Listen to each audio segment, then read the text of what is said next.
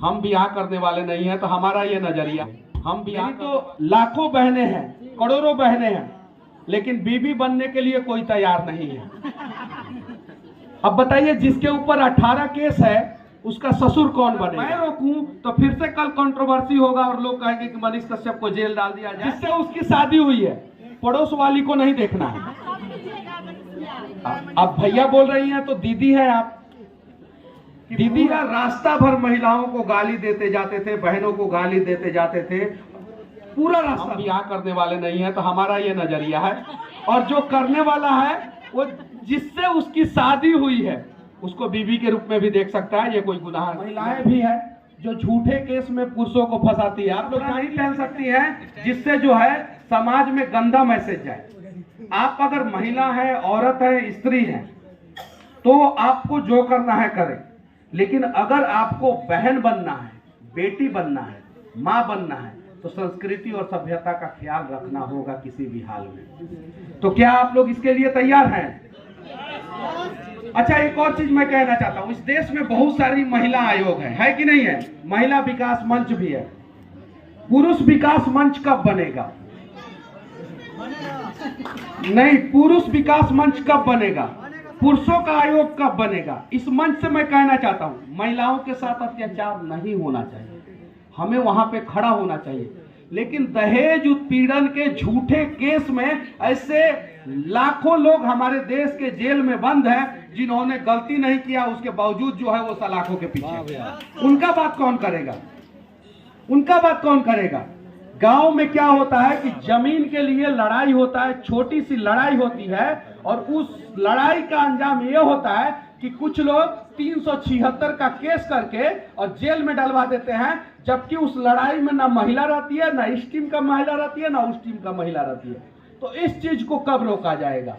जब तक इस चीज को नहीं रोका जाएगा तब तक शायद ही कोई पुरुष महिला का सम्मान करेगा।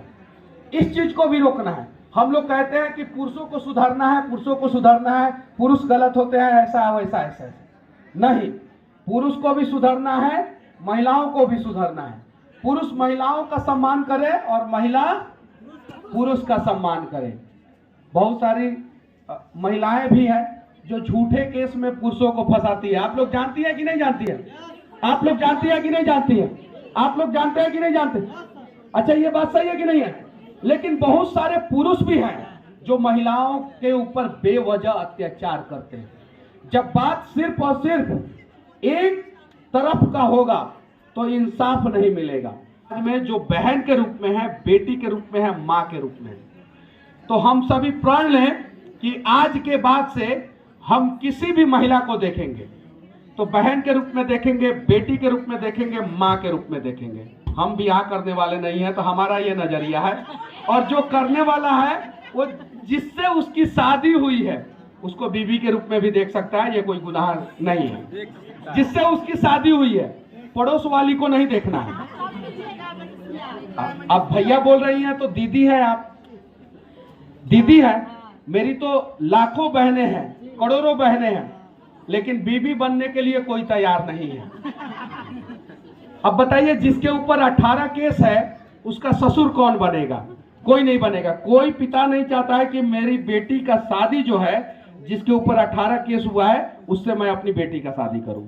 कोई नहीं चाहता, कोई पिता नहीं चाहता। ये सच्चाई है। समाज नहीं, हर कोई चाहता है कि भगत सिंह हमारे समाज में पैदा हो, लेकिन हमारे कोख में नहीं पैदा हो।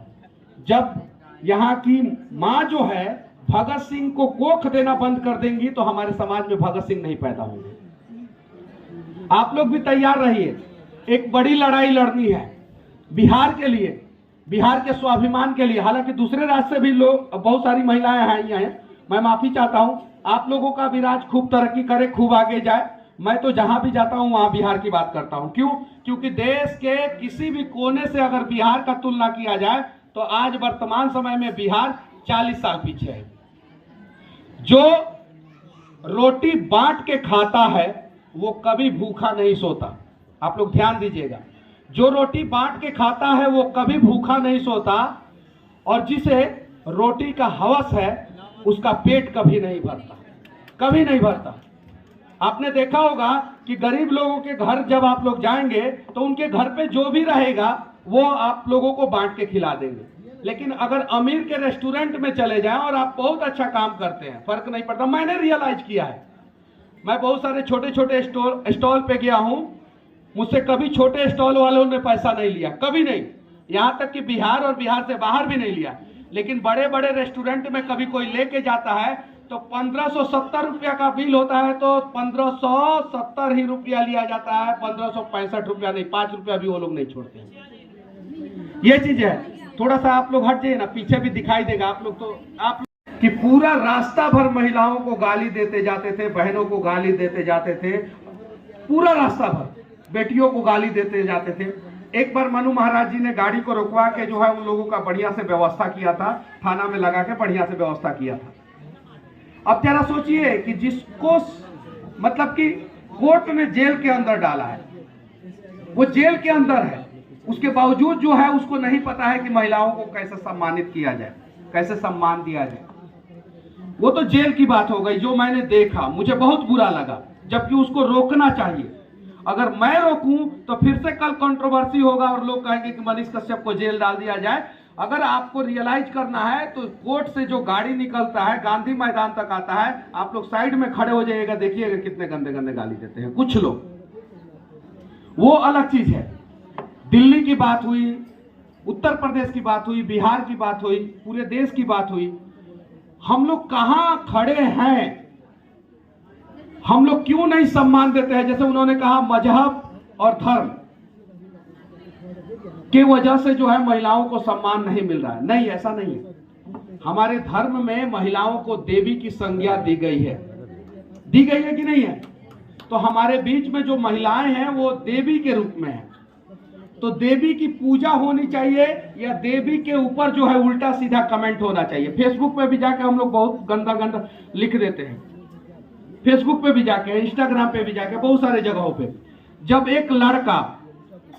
एक लड़का इंस्टाग्राम पे रील बनाता है तो उसके ऊपर कोई पाबंदी नहीं लगाई जाती है।